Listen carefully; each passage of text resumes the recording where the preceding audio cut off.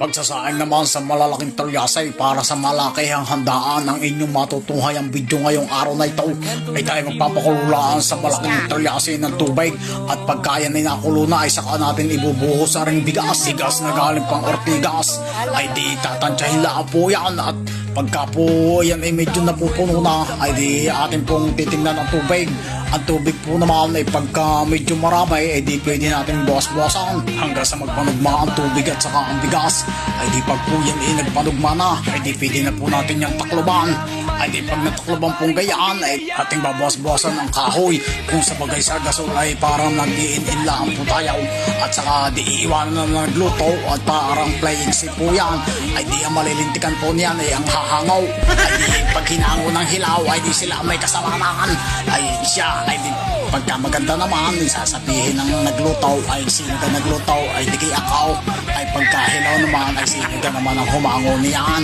ay di ang sa puntong ito di atin ang ilalagay sa styrofoam para hindi po lumamig ang ating kanain ay siya hanggang dito na lang po maraming salamat sa panonood.